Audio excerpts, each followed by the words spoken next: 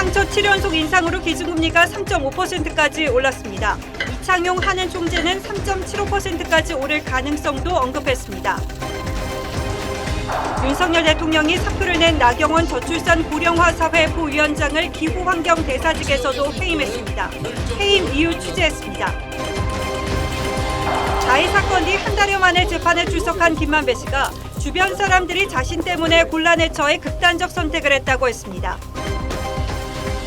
태국에서 체포된 김성태 쌍방울 전 회장 국내 송환이 당초 전망보다 다소 미뤄질 것으로 보입니다. 김 전 회장과 의형제로 알려진 배상윤 KH 회장은 미국에서 베트남으로 거처를 옮긴 것으로 파악됐습니다. 할로윈 참사 당시 사고 현장 인근에는 1제곱미터당 최대 12명이 몰린 것으로 나타났습니다. 특수부는 참사 원인을 군중 밀집도가 높아 둥둥 떠밀려 이동하는 군중 유체화 현상으로 파악했습니다. 강원 화천 산천어 축제가 겨울폭우로 긴급 휴장했습니다. 주말엔 전국에 눈비가 예보됐고 영동 지방에는 70cm 이상 폭설이 전망됐습니다.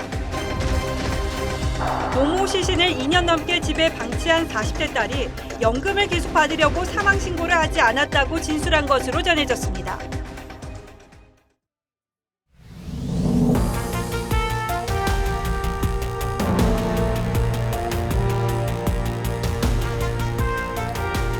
시청자 여러분 안녕하십니까? 뉴스나인의 신동욱입니다. 한국은행이 기준금리를 0.25%포인트 또 올렸습니다. 사상 첫 7차례 연속 인상으로 기준금리는 이제 연 3.5%가 됐습니다. 1년 반 만에 무려 3%포인트가 오른 건데 그러나 이제 이런 숨가쁜 금리 인상이 막바지에 다가서고 있다는 조심스러운 전망도 나오고 있습니다. 물론 그렇더라도 당분간 금리를 내리기는 어렵고 이런 고금리가 상당 기간 지속될 가능성은 높습니다. 오늘 첫 소식은 정준영 기자가 보도하겠습니다. 사상 첫 7연속 인상 결정. 한국은행은 기준금리를 연 3.5%까지 끌어올렸습니다. 고물가가 여전히 가라앉지 않았다고 보기 때문입니다.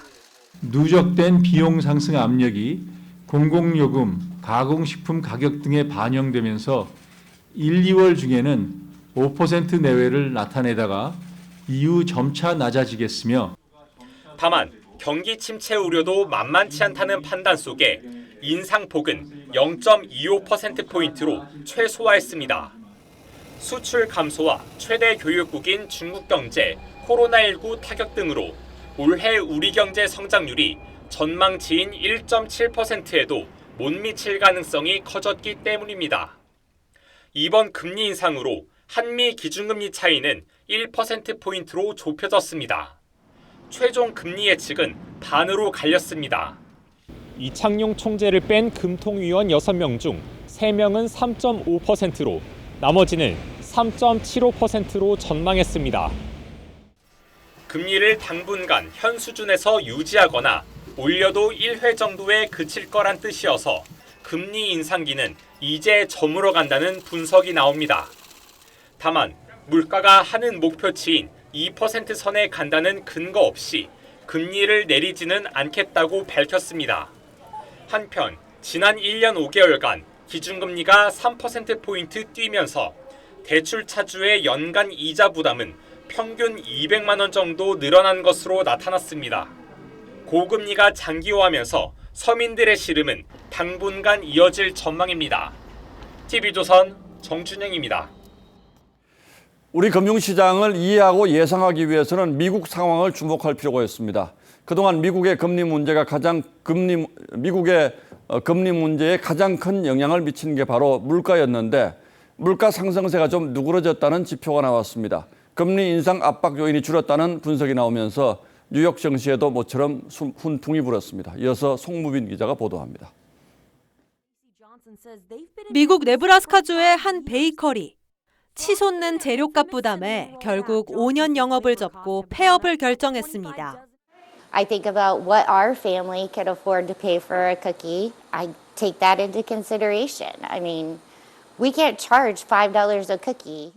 이렇게 미국 물가는 여전히 높지만 상승세는 둔화하고 있습니다.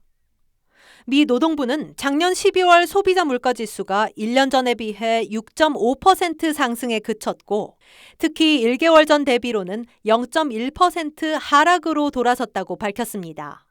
지수 하락은 코로나19 사태 이후 2년 반 만에 처음입니다. I've never been more optimistic about America's future than I am today.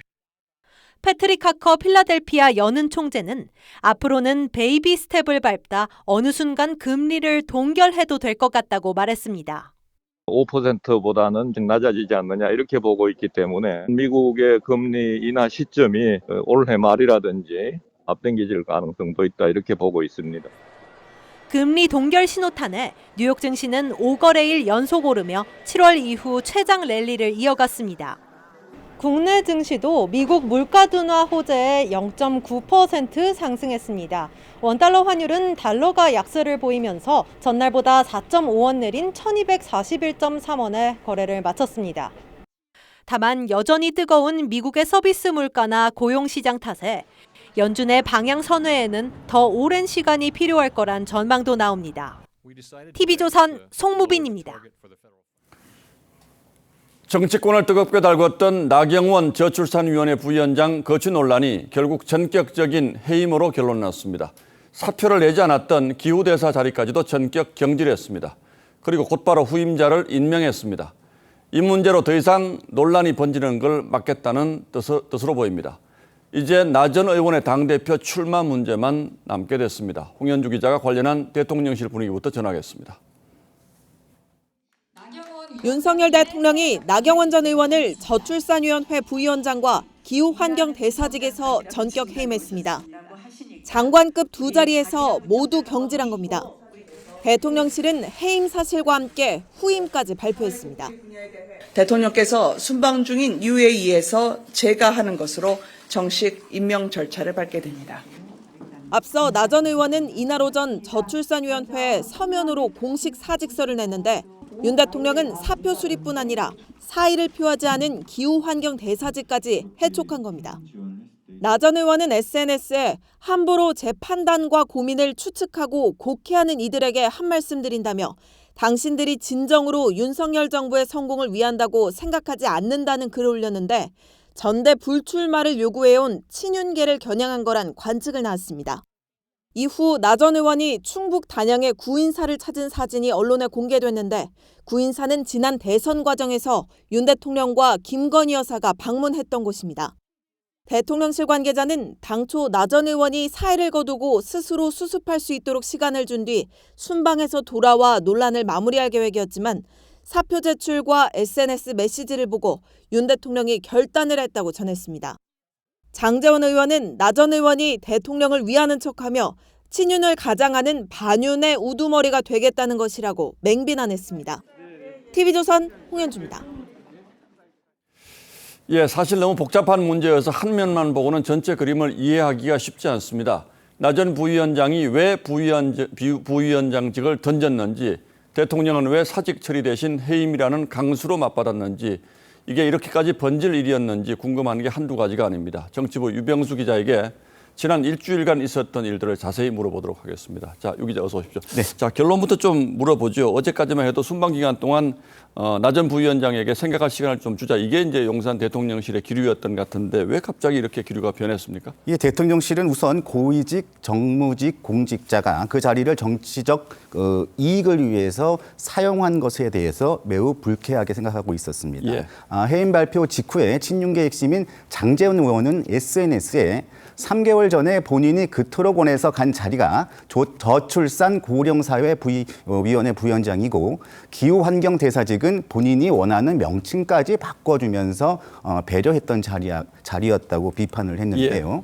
그러니까 본인이 시켜달라고 해서 준 장관급 두 자리를 쉽게 내팽겨치고 전당대회에 출마하는 게 명분도 없고 공직자로서 무책임한 처사라고 직격을 한 겁니다. 이 얘기는 사실 그동안 쭉 있었던 얘기고, 그럼에도 불구하고 조금 평화롭게 사태 해결을 모색해보자 이런 분위기도 적지 않았던 것 같은데, 해임이라는 건 너무 갑작스럽긴 합니다.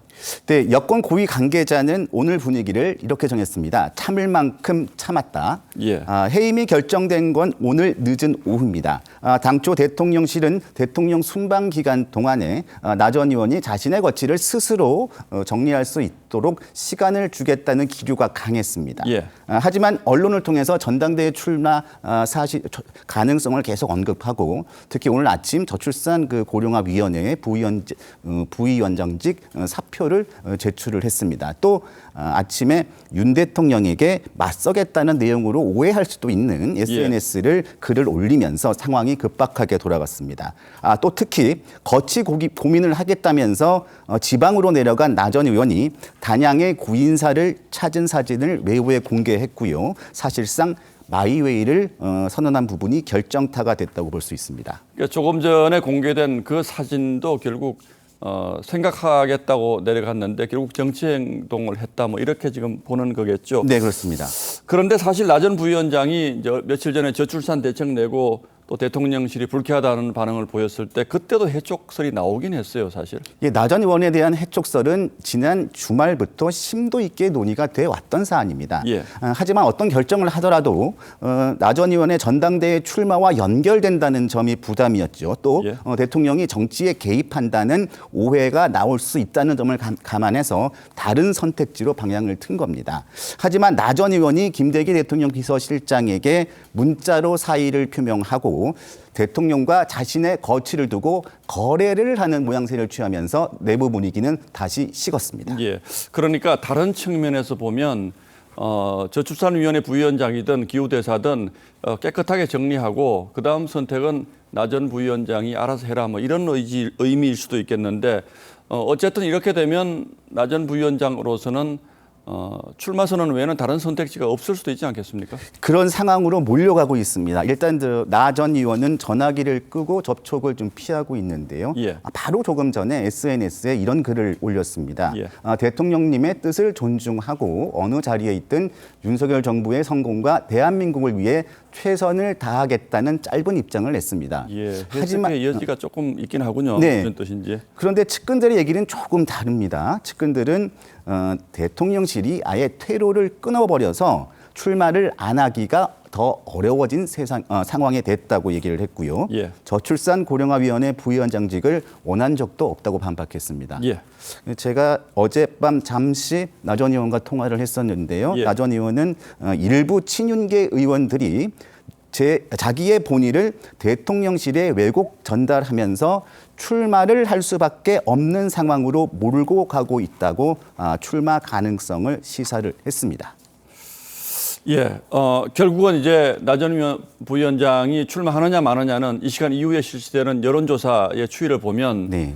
보면서 결론을 내릴 것처럼 보이는데 그렇다면 여론조사의 숫자가 굉장히 중요한데 이 숫자가 유지가 될까요? 지금 평가가 사실상 갈리는 게 사실입니다. 예. 우선 국민의힘 지지자들을 상대로 한 최근의 여론조사를 보면요. 나 전 의원은 대부분 선두를 달리고 있는 것은 사실입니다. 하지만 집권 초기에 치러지는 전당대회라는 점에서 윤심의 향배에 촉각을 곤두세울 수밖에 없는 구조인 것도 사실입니다. 또 그동안 나 전 의원을 지지했던 전 현직 의원들도 지금은 조금 거리를 두고 있는 상황이기도 하고요. 예. 사실상 나 전 의원이 출마를 강행을 한다면 사실상 윤 대통령과 맞서게 되는 것이기 때문에 지지사가 계속 이어질지는 불투명한 상황입니다. 예. 또 사실 유승민 전 의원과 달리 나 전 의원의 지지층은 윤 대통령의 지지층과 겹치는 부분이 많습니다. 이런 상황에서 윤 대통령과 맞설 경우에 나 전 의원의 지지층 이탈도 있을 수 있다는 분석이 많습니다. 예, 결국 오늘 오후에 있었던 일을 나 전 부위원장 지지자들이 어떻게 평가하느냐 이제 이게 앞으로 중요한 변수가 되겠고 앞으로 며칠이 국민의힘 대표 경선에도 아주 중요한 변곡점이 될 수가 있겠고 설 이전까지가 매우 중요한 설 변곡점. 이전까지. 네, 그럴 것 같습니다. 예, 그렇군요. 예, 유병수 기자 잘 들었습니다.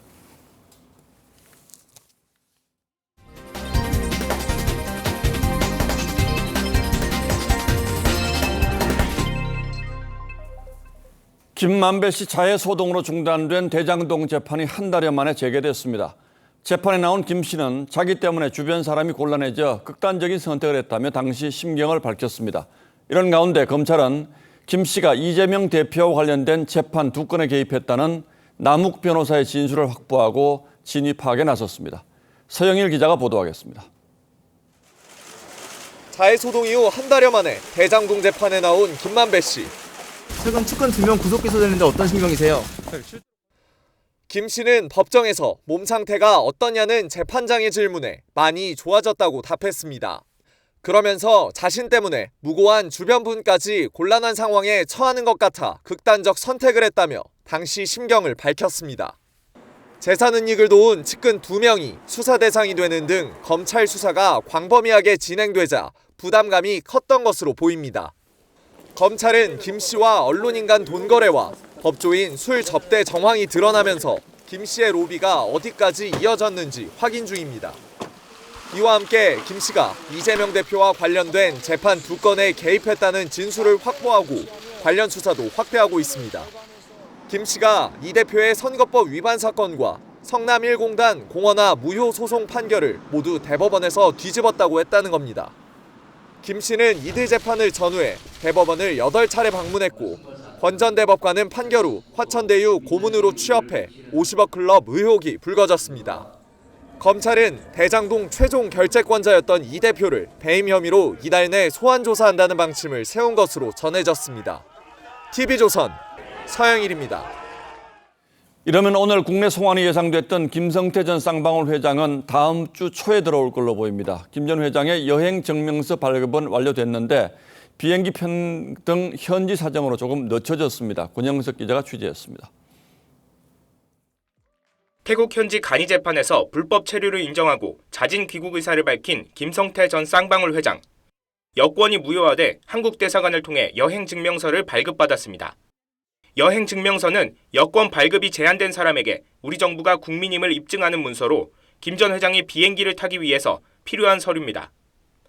김 전 회장은 서류 등 행정 절차가 마무리되는 즉시 귀국할 예정이었습니다.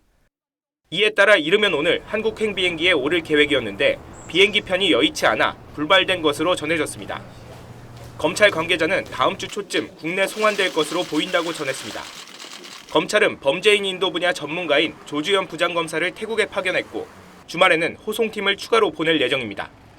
신병 확보는 김 전 회장이 국적기에 타면 기내에서 바로 체포하는 방안이 유력하게 거론되는데 국내에 입국한 뒤 체포할 가능성도 있습니다.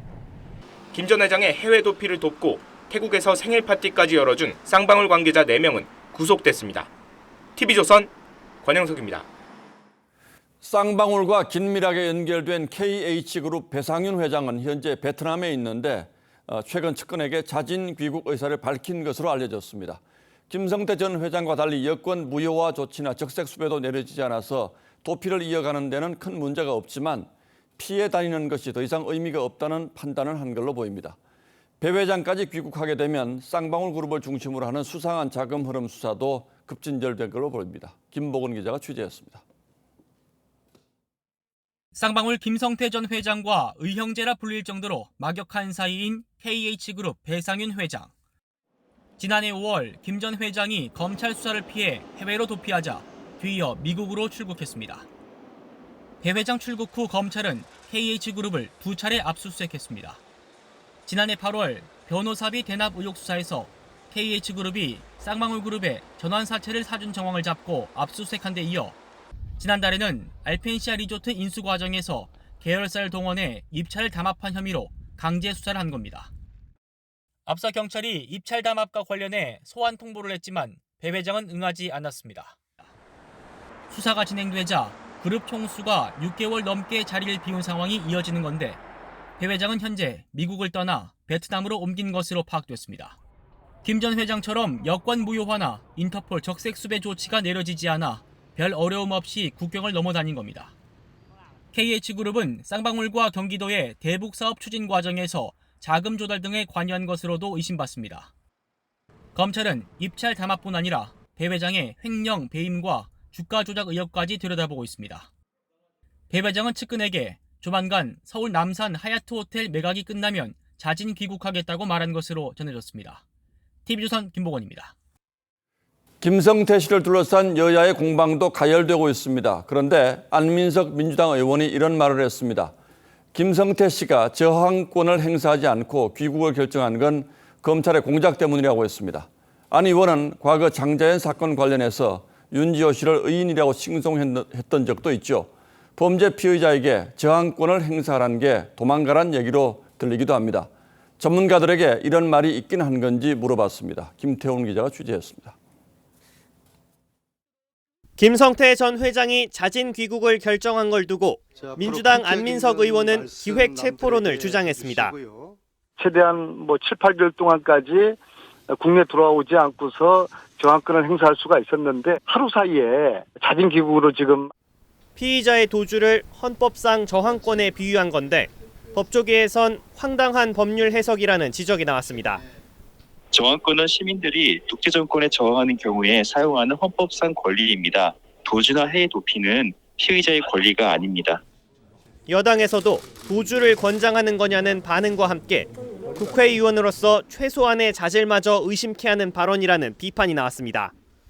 검찰과 조폭의 합의 운운하는 것은 사류 소설 애독자나 가짜뉴스 공장장이나 할 수 있는 발언일 뿐입니다. 법을 만들고 법치주의를 수호해야 하는 국회의원이 범인 도피를 교사하는 반법치주의 행태입니다. 안 의원은 고 장자연 사건의 공익 제보자를 자처한 배우 윤지호 씨를 의인으로 추켜 세우며 국회 강연회까지 열어줬지만 외롭게 싸워온 윤지호 씨를 윤 씨가 거짓 증언과 기부금 전용 의혹으로 해외 도피한 뒤에도 사과조차 하지 않았습니다. 국정농단 사건 당시 최순실 씨 은닉 재산이 수조 원이 넘는다고 주장했다가 허위사실 유포 혐의로 수사를 받고 있습니다. 일부 야당 의원들이 강성 지지층에 의존하는 발언을 이어가면서 당내에서는 내년 총선 민심에 악재가 되지 않을까 걱정하는 기류가 강해지고 있습니다. TV조선 김태훈입니다. 이재명 대표와 가까운 7인회의 한 사람인 민주당 임종성 의원도 오늘 경찰에 압수수색을 당했습니다. 지역구에 있는 건설업체로부터 법인카드와 현금을 받은 혐의를 받고 있습니다. 경찰은 이 돈이 이재명 대선 캠프로 흘러들어갔을 가능성도 조사하고 있습니다. 한송원 기자가 취재했습니다. 국회의원회관 임종성 민주당 의원실 앞에 취재진이 몰려들고 곧이어 경찰 수사관들이 방문을 나섭니다. 이 압수 물품인가요 혹시? 경찰은 건설업체로부터 법인카드를 받아 사용한 혐의로 임 의원의 사무실과 자택을 압수수색했습니다. 해당 건설업체도 대상에 포함됐습니다. 혐의는 부정청탁금지법 위반입니다. 경찰은 임 의원이 이 법인카드로 2020년 10월부터 2021년 6월까지 2천만 원 이상을 쓴 것으로 보고 있습니다. 사용처는 주로 제주도와 강원도 용평의 골프장, 그리고 서울의 고급 호텔 식당 등으로 파악됐습니다. 경찰은 임 의원이 법인카드를 받기 전엔 건설업체 임원 A씨에게서 수천만 원의 현금을 받아 사용했다는 진술을 확보하고 수사에 나설 방침입니다. 경찰은 법인카드와 현금 등으로 임 의원이 받은 액수가 1억 원을 넘는 것으로 파악하고 있습니다. 임 의원이 이재명 7인의 일원 중 한 명이라는 점을 들어 경찰은 이 현금이 대선 캠프로 흘러갔는지 여부도 조사할 예정입니다. 임 의원은 지난 대선을 앞두곤 이재명 대표 지지 모임 출범을 주도하기도 했습니다. 우리 이재명 후보를 반드시 대통령으로 만듭시다. 임 의원 입장을 듣기 위해 여러 차례 접촉을 시도했지만 연락이 닿지 않았습니다. 임 의원은 이 밖에도 지난해 3월 대선을 앞두고 선거운동에 참여한 청년 당원에게 금품을 제공하라고 지시한 혐의 등으로 기소돼 오는 31일 1심 선고를 앞두고 있습니다. TV조선 한송원입니다. 민주당의 지지율이 6주 연속 하락한 것으로 나타나며 국민의힘과 차이가 벌어지고 있습니다. 민주당 내부에선 윤석열 대통령 지지율이 크게 상승하지도 않았는데 민심이 민주당의 등을 돌리는 현상에 당혹스럽다는 분위기가 번지고 있습니다. 물론 그 당혹감의 배경에는 이재명 대표 문제가 가장 크고 그래서 당분간은 이런 추세를 반전시킬 카드가 마땅치 않다는 게 민주당의 고민입니다. 권은영 기자입니다. 이재명 대표가 검찰 조사를 받은 지난 10일. 정치 검찰이 파놓은 함정이라는 거 잘 알고 있습니다. 이날부터 사흘간 실시된 여론조사에서 민주당 지지율은 2주 전보다 1%포인트 떨어진 27%, 국민의힘 지지율은 3%포인트 오른 35%였습니다. 특히 민주당 지지율은 6주 연속 하락하며 7%포인트 빠지면서 양당의 격차는 처음으로 오차 범위를 벗어났습니다. 특히 서울에선 국민의힘이 민주당을 12%포인트나 앞섰습니다. 여당은 이재명 사법 리스크에 민주당이 병풍을 자처한 대가라고 비판했습니다. 이재명 방탄의 들러리가 된 더불어민주당에 민심이 돌아서고 있습니다.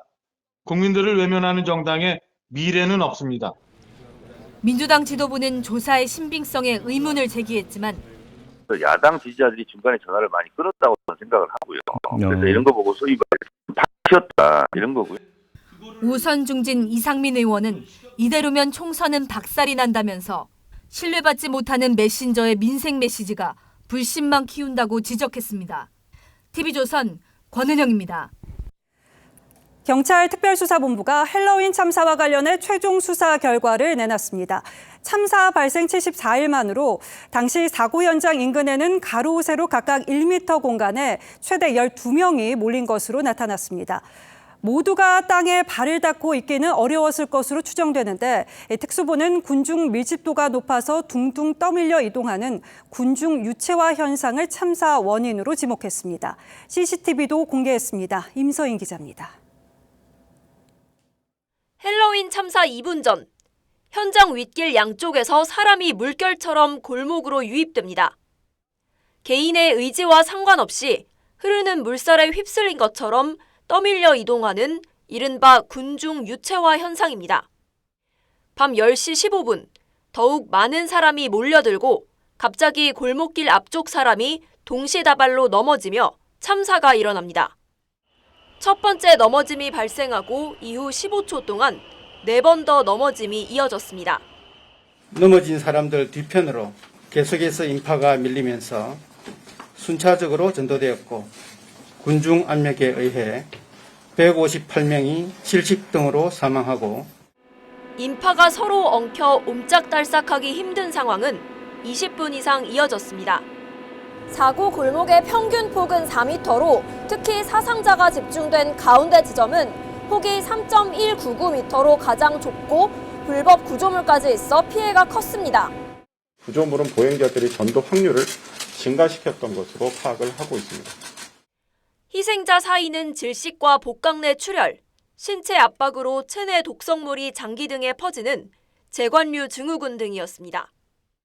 특수부는 밤 9시부터 압사 위험 112 신고 4건이 연달아 접수됐지만 예방 조치는 물론 사후 대처 또한 미흡해 피해가 커졌다고 분석했습니다.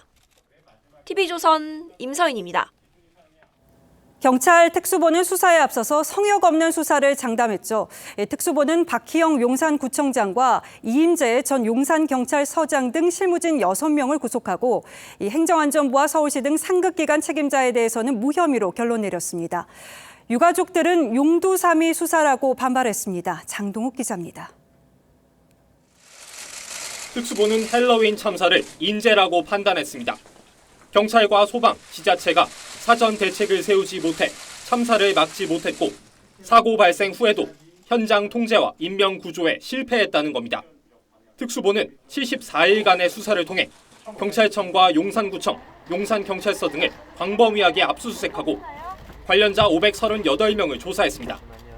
그 결과 박희영 용산구청장과 이임재 전 용산경찰서장 등 현장 실무진 6명을 구속했습니다.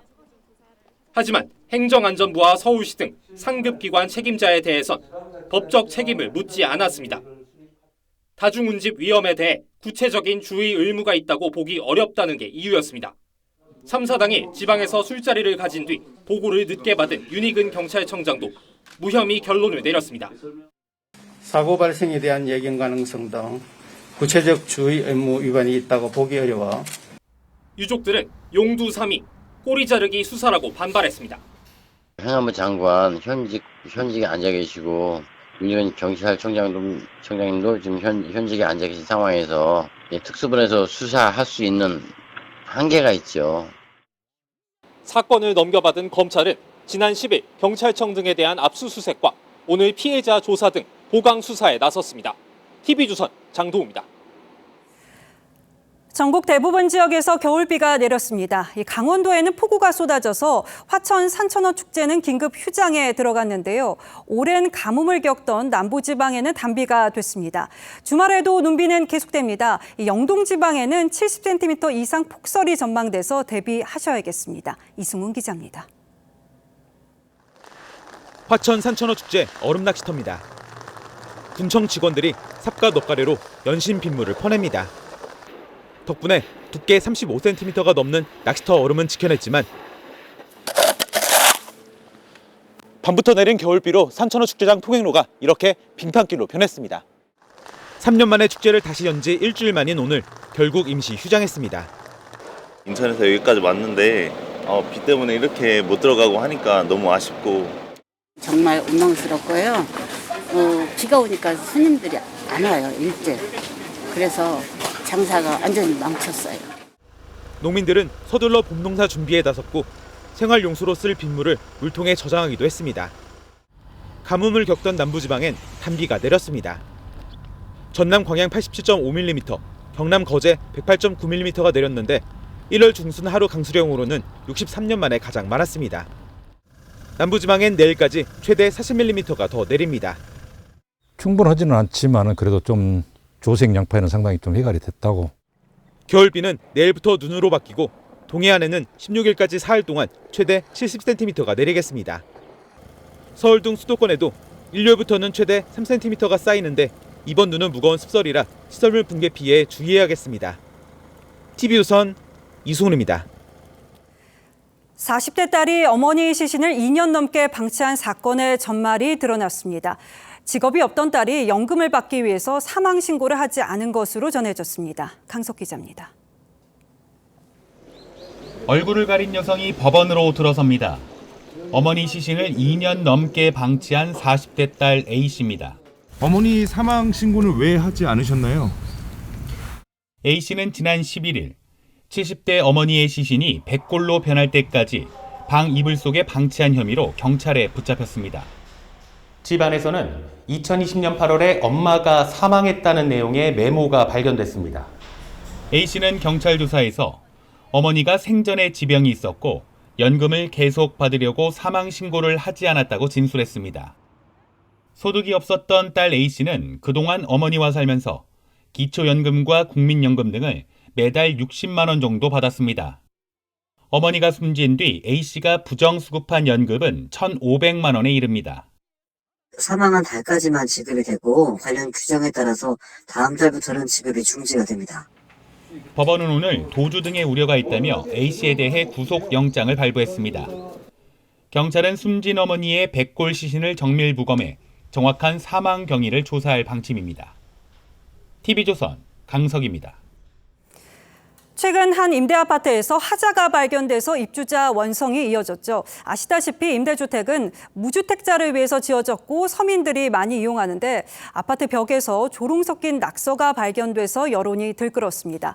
정부가 전국 임대주택 전수조사와 함께 특단의 대책을 내놨습니다. 김혜나 기자가 현장에 다녀왔습니다. 아파트 실내 곳곳에 벽지가 뜯어져 있고 창 샤시가 빠져 있습니다. 접합이 안 된 벽면 사이로 바깥이 보이기도 합니다. 지난 6일 입주를 시작한 충주 민간임대 아파트의 일부 세대 모습입니다. 입주민들은 분통을 터뜨립니다. 보일러나 기술나 그런 거랑 들어오는 이제 복지 불안해서 계약 취소하고 싶은 시장입니다. 심지어 한 입주민이 벽지가 누락됐다고 쪽지를 남긴 벽에는 그냥 사세요란 낙서가 적혀 있었습니다. 온라인 커뮤니티를 중심으로 공분이 일자 원희룡 국토부 장관도 지난 9일 자신의 SNS에 도저히 용서가 안 된다고 밝혔습니다. 논란이 커지자 시공사는 입주민에게 사과의 뜻을 밝히며 부랴부랴 하자 처리에 나섰습니다. 하지만 정부와 지자체에서 기금 출자 등의 지원을 받고 주택을 짓는데도 부실공사에 주민조롱까지 했다는 비판을 피하긴 어려울 것으로 보입니다. 입주자들이 문제만 제기하면 곧바로 일사천리로 알아서 지원을 할 수 있게끔 이런 지원 체계도 점검을 할 필요가 있다고 생각합니다. 오늘부터 전국 임대주택 만여 곳에 대한 전수조사가 시작된 가운데 국토부는 입주 전 하자가 조치돼야 공사비 잔금을 지급하는 방안을 추진할 방침입니다. TV조선 김예나입니다. 최근 내과나 소아과 등 필수 의료 분야의 진료 인력 부족이 심각한 문제로 또 한 번 대두됐는데요. 정부가 이 문제를 해결하기 위해서 대형 병원에 전공의가 아닌 전문의가 당직을 서는 방안을 검토 중인 것으로 확인됐습니다. 어떤 의미인지 박지훈 기자가 단독 보도합니다.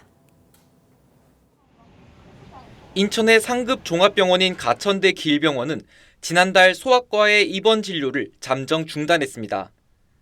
당직 근무를 서며 입원 진료를 담당하는 전공의가 부족하기 때문인데 5명 가운데 4명이 전문의 시험 준비에 들어가 1명만 남았다는 설명입니다. 한양대 병원 역시 전공의가 부족해 응급실 소아 진료를 중단했습니다. 교수들이 응급실이나 신생아중환자실 같은 데 당직을 하면서 이런 주간에 있는 진료에 많은 좀 어려움이. 이에 전공의 협의회는 전공의가 아니라 전문의가 당직을 서는 체계를 만들어 달라고 정부에 의견을 제출했습니다. 상대적으로 적은 임금을 받으며 수련 과정을 밟는 전공의보다 자격을 갖춘 전문의를 더 뽑아 당직 진료를 맡기는 게 나은 대안이란 주장입니다. 이 같은 전문의 당직제에 대해 복지부는 정부가 지향하는 방향성과 일치한다고 보고 검토 중인 것으로 확인됐습니다. 상급 종합병원 지정 기준 요건에 관련 내용을 추가해 대형 병원들이 당직 전문의를 더 뽑도록 유도하는 방안도 살펴보고 있다고 복지부 핵심 관계자는 밝혔습니다. 근무 여건 개선과 인력의 양성, 균형 배치 등을 통해 충분한 의료 인력을. 정부는 의료계와 필수의료 협의체를 상시 가동해 관련 논의를 지속할 계획입니다. TV조선 박재훈입니다. 지난해 광주 아파트 붕괴 당시 위험천만한 붕괴 현장에서 가장 빨리 실종자를 찾아낸 건 119 구조견이었습니다. 당시 큰 활약을 했던 구조견 소백이가 은퇴식을 갖고 평범한 반려견으로 새 출발했습니다. 이심철 기자입니다. 검은색 구조견이 콘크리트 더미와 뒤엉킨 철근 사이를 누빕니다. 119 구조견 소백이입니다. 소백이는 지난해 1월 광주 아파트 붕괴 사고 현장에서 실종자 6명 가운데 4명을 찾아냈습니다. 혹시나 다치지 않을까 많이 걱정도 하고 소백이가 너무 잘해줘서 수색을. 9년 전부터 119 구조견 활동을 시작해 200번 넘게 출동했고 2019년 어버이날에는 야산에서 실종된 70대 노인을 무사히 구조하기도 했습니다. 최고 명예인 탑독에도 선정됐던 소백이는 어느덧 사람 나이로 60을 넘기며 오늘 공식 은퇴했습니다. 사람을 구조해준다는 거 보내는 마음이 아쉬워서요. 진짜 너무 보내기 싫어. 소백이는 앞으로 평범한 반려견으로 여생을 보내게 됩니다. 먼저 은퇴한 소백이의 훈련소 동기 구조견 2마리를 입양한 가족이 또 손을 내밀었습니다. 119 구조견 아이들은 좀 특별한 선물 같은 아이, 좀 더 잘해주고 싶어서 이사도 결정하게 됐습니다. 뛰어난 청각과 후각으로 재난 현장에 인명구조를 맡는 119 구조견은 전국에서 35마리가 활약하고 있습니다. TV조선 이심철입니다. 설이나 추석 같은 큰 명절이 돌아오면 서민들 지갑 걱정이 커집니다. 작년부터 물가가 너무 많이 올라서 이번 설은 더 걱정이 크겠죠. 일단 설 명절은 푸근하게 쇠야 할 텐데 차례상 물가가 어떨지 그리고 정부가 내놓은 대책까지 모아서 이유경 기자가 전하겠습니다. 농식품부가 식품업체들을 모은 건 어제 오후 4시. 간담회는 식품산업협회 회의실에서 1시간 반가량 진행됐습니다. CJ 제일제당을 비롯해 대상과 오뚜기, 롯데제과와 삼양 등 모두 12개 업체가 참석했는데 주제는 식품 가격 안정이었습니다. 정부는 지난달 9일 간담회를 연 지 한 달 만에 또다시 식품업체들을 불러 가격 인상을 자제해 줄 것을 재차 요청했습니다. 국제 곡물 가격이 떨어지고 있고 원달러 환율이 1,200원대로 안정됐는데도 가공식품 가격이 고공행진을 이어가는 건 문제라고 판단한 겁니다. 가공식품 물가가 왜 이렇게 계속 오르고 있는지 좀 상황을 좀 진단하려고 가격을 올리는 근본적인 이유, 어려움 이런 게 있는지 좀 들어보려고.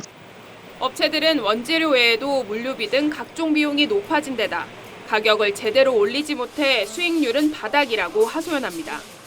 원재재 가격이 여전히 높은 상황에서 물류비, 인건비까지 상승하면서 원가 부담이 갈수록 가중되는 상황입니다. 외이익률이 하락하며 위기 경영 체제로 돌아서고 있습니다. 정부는 할당 관세를 연장해 비용 부담을 줄여준다지만 가격 통제라는 비판도 나옵니다. 소비자 입장에선 식품업체들이 손해를 보고 팔 리는 없고 비용 상승을 이유로 가격을 더 올리는 게 아니냐는 불만이 나옵니다. TV조선 이유경입니다. 몇 년 전 흔히 김영란법이라고 불리는 청탁금지법이 만들어지면서 대상자들의 식사 접대 한도는 3만 원으로 묶였습니다. 3만 원이든 5만 원이든 물론 부당한 접대는 해서도 받아서도 안 되겠지만 문제는 현실입니다. 그동안 식재료 물가가 너무 많이 올라서 음식점 하는 분들의 고충이 적지 않다는 겁니다. 구체적으로 따져보겠습니다. 자, 홍영 기자, 법이 생기고 나서 한때 김영란 세트라는 게 유행하기도 했죠. 이게 거의 사라지고 있다고요? 네, 한 끼 가격을 29,000원 정도로 잡은 이런 김영란 세트 보신 적 있을 겁니다. 주로 여의도나 광화문 일대에 많았는데 이제는 찾아보기가 쉽지 않습니다. 식당들마다 식재료, 임대료, 인건비 다 올라서 단가가 맞지 않는다는 이유로 빼고 있습니다. 서민 입장에서는 한 끼 3만 원이라면 뭐 결코 적은 금액은 아닌데 외식비도 많이 오르긴 했죠. 네, 서울 시내 식당에서 삼겹살 1인분에 냉면 한 그릇만 먹어도 거의 3만 원이 나옵니다. 한 끼 3만 원이 그리 싼 가격은 아니지만 보통 방을 내주는 고급 식당들은 수지가 안 맞는다고 푸념합니다. 통계청 자료를 보면 김영란법이 시행된 지난 2016년 9월 이후 외식 물가 지수는 23% 올랐는데요. 특히 최근 2년 사이에 가파르게 올랐습니다. 그런데 식대 한도는 그때도 3만 원, 지금도 3만 원이라는 거고요. 맞습니다. 청탁금지법은 공직자와 언론인 등이 일정 금액 이상 식사 대접이나 경조사비를 받을 수 없도록 한 법입니다. 선물값은 농축수산물에 한해 명절 때만 올리도록 개정됐습니다. 김영란법을 도입할 당시 식사비 3만 원은 공무원 행동강령에 나온 한도액을 참고한 건데요. 이 행동강령을 만든 게 2003년이니까 공무원 밥값은 20년째 동결인 셈입니다. 결국 실효성을 따지지 않을 수 없게 됐는데 실효성이 없다 보니까 법을 피해가려는 꼼수도 갈수록 늘고 있다고요? 네, 시행 초기부터 이 편법 때문에 단속이나 수사가 힘들다는 말이 많았습니다. 주로 인원수를 기록하지 않거나 참석자를 실제보다 늘리는 방법을 쓰는데요. 이 셋이서 30만 원어치 먹고 11명의 이름을 쓰는 식입니다. 그래서 사실상 사문화된 조항이 아니냐는 지적이 나옵니다. 처음부터 있었던 우려죠. 처음부터 너무 금액을 작게 제한을 시켜놓으면 여러 가지 경제 활동에도 지장이 있고 그러니까 그래서 그동안의 그 물가 인상률이라든지 이런 걸 좀 감안해서 일부라도 조금 올려주는 것이. 특히 음식점 하는 분들 입장에서는 이 상한선을 좀 올려달라 이런 주장을 할 수도 있겠는데 법 개정 움직임은 없습니까? 네, 있기는 있었습니다. 이 자영업자들을 위해서 상한액을 5만 원이나 6만 원으로 올리자는 법안이 지난해 국회에서 발의되긴 했는데요. 아직 계류 중입니다. 이 법을 발의했던 국민권익위원회에 개정 논의가 있는지 물어봤는데요. 이 법의 취지를 존중해서 신중해야 한다는 입장을 내놨습니다. 아무래도 국민 정서 때문이겠죠? 맞습니다. 실제로 지난 2021년 국민권익위가 여론조사를 해봤는데요. 우리 국민 절반 이상은 청탁금지법에서 정한 음식물 가격 3만 원이 적정하다고 생각하는 것으로 나타났습니다. 특히 공직자는 10명 가운데 7명 이상이 적당하다고 답했습니다. 기본적으로 법의 취지가 라면 하나 먹더라도 네가 먹은 건 네가 계산해라는 거거든요. 적어도 공직자라면은 누구든지 같이 밥을 먹는다면은 자기 밥값은 자기가 계산한다는 걸 하나의 생활윤리로 확립되어 있어야 된다. 예, 맞는 말이지만 쉽지 않은 문제고 저희 역시 당사자이기 때문에 말하기가 좀 조심스럽긴 하군요. 예, 홍영 기자 잘 들었습니다.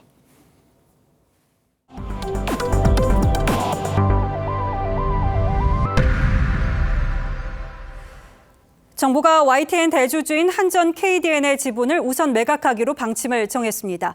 2월에 매각 주관사를 선정하고 공개 매각을 위한 입찰 절차에 나선 뒤에 5월에는 지분 매각을 마무리한다는 계획입니다. 장혁수 기자가 단독 보도합니다. 공영방송 구조 개편을 목적으로 진행된 YTN 민영화.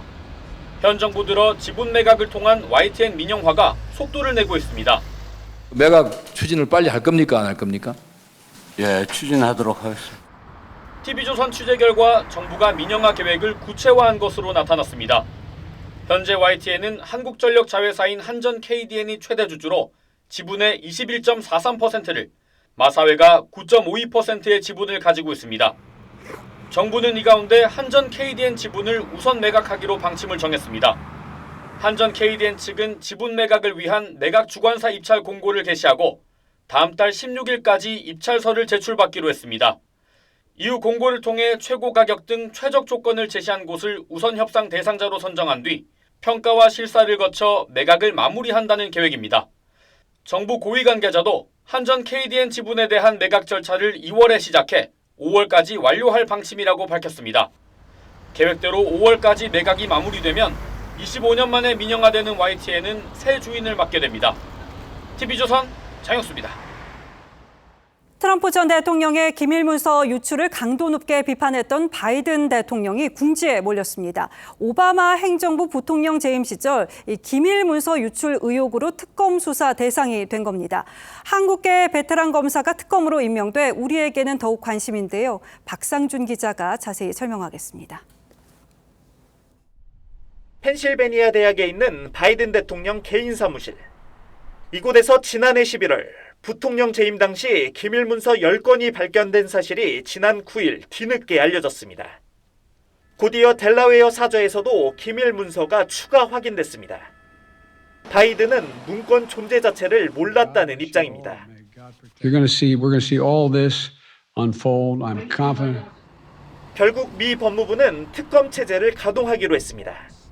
한국계 출신인 로버트 허 전 메릴랜드주 연방지검장을 특별 검사로 임명했는데 각종 부패 사건을 맡아온 베테랑 검사입니다. This appointment underscores for the public the department's commitment to both independence and accountability in particularly sensitive matters. 공화당은 바이든이 과거 트럼프 전 대통령의 기밀 문건 유출을 맹비난했었다며 반격에 나섰습니다. By the Biden administration, but treating law differently based upon your political beliefs. 특히 문건 발견 사실을 바이든 측이 몇 달간 숨겼다는 의혹까지 더해지면서 바이든의 재선 가도에 빨간불이 켜졌다는 관측입니다. TV조선 박상준입니다. 낭만주의 작곡가 라흐마니노프의 피아노 협주곡 2번은 한국인이 가장 사랑하는 클래식으로 꼽히기도 했는데요. 올해가 탄생 150주년입니다. 라흐마니노프의 음악을 기리기 위한 다양한 공연도 준비돼 있습니다. 이문찬, 김선욱 같은 스타 연주자들이 출연합니다. 박소영 기자가 전합니다.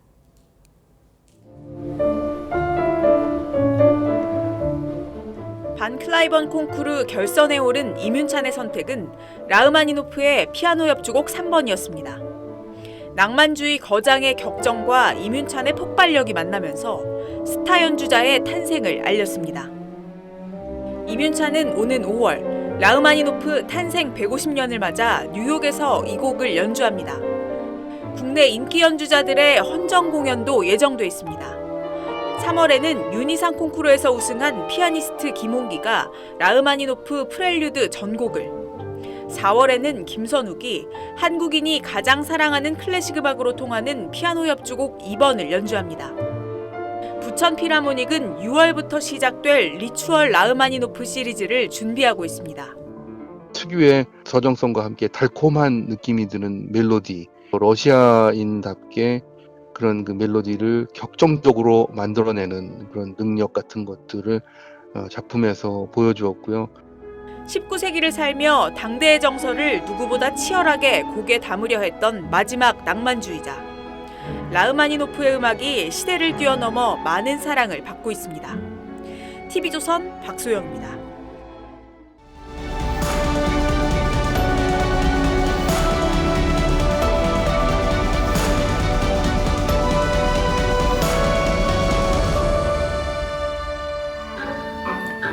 이질적인 엇박자를 경쾌하게 구사하는 기악곡 고장난 시계입니다. 그런데 한 연주자가 돌리는 타악기로 계속 엉뚱한 소리를 냅니다.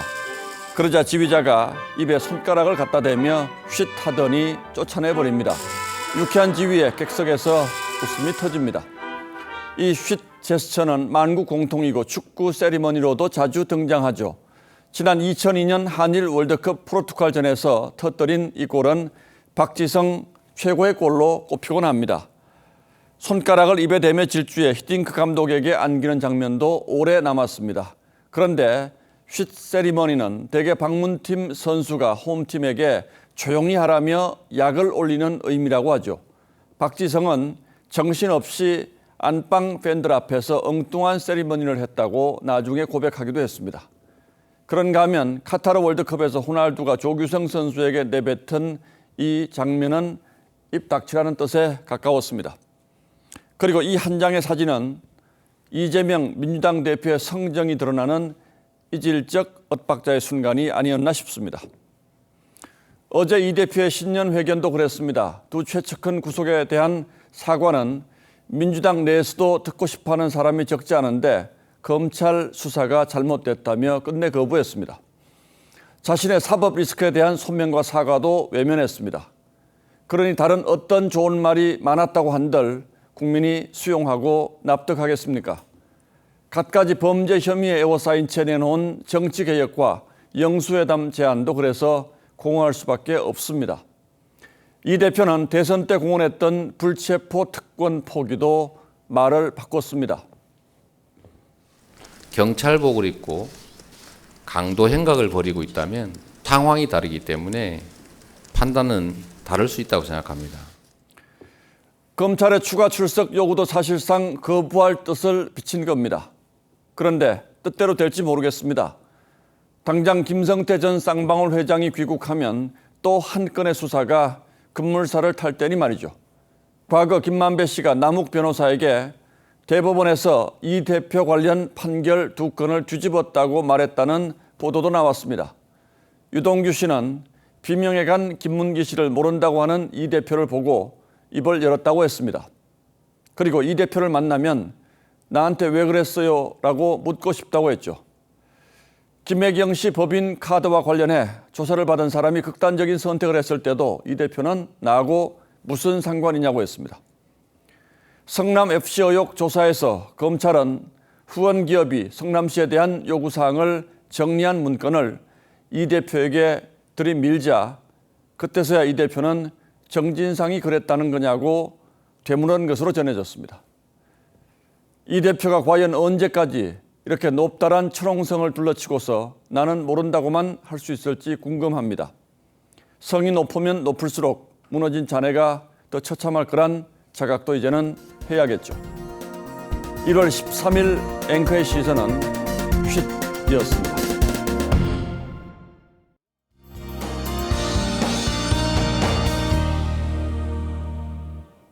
지금은 비가 주춤하고 있는데요. 밤사이 비가 다시 시작되겠고요. 주말 동안 이어지겠습니다.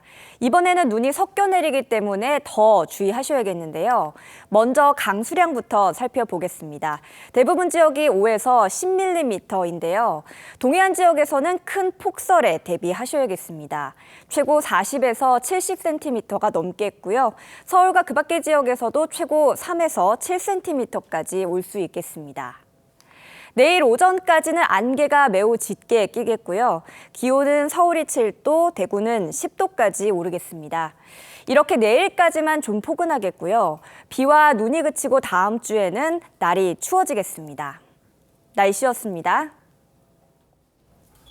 1월 13일 금요일 뉴스9는 여기서 모두 마치겠습니다. 시청해주신 여러분 고맙습니다.